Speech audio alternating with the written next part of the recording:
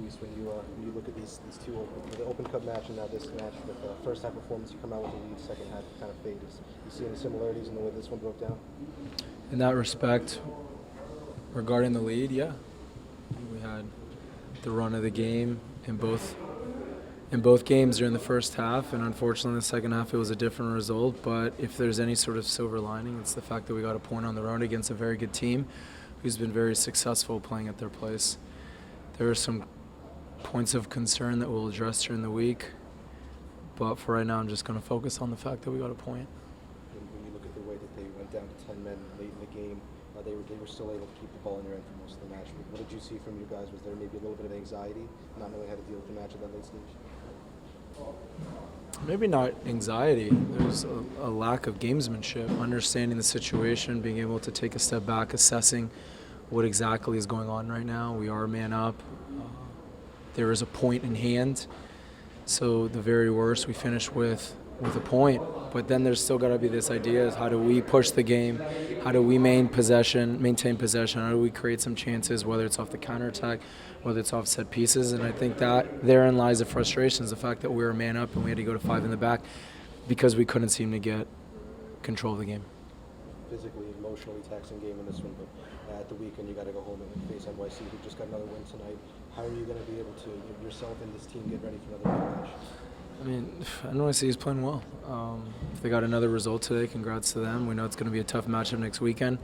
But before that happens, there's certain things that we need to evaluate, assess, and get better at. Hopefully this week we can use it, take advantage of the full training week. I feel like it's been forever since we've had a full training week. It feels like the Copa America break was forever ago. But nonetheless, that's just the way the schedule's set up, and we've got to deal with it because it's not necessarily going to get any easier. With that being said, let's take a step back and realize that we played against a very tough team who's playing very well. We got a point, and let's dwell on that.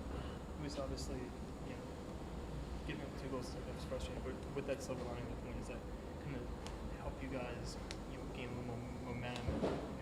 It's not surprising you did come in here and get a point in a tough stadium. Yeah, maybe we can't feel it right now, but let's fast forward a couple months, and all of a sudden that 1 point is vital, is important. Maybe that's where we can really see the silver lining. There's no doubt a lot of frustration in this locker room right now because the expectations are very high. Our standards that we set here are very high.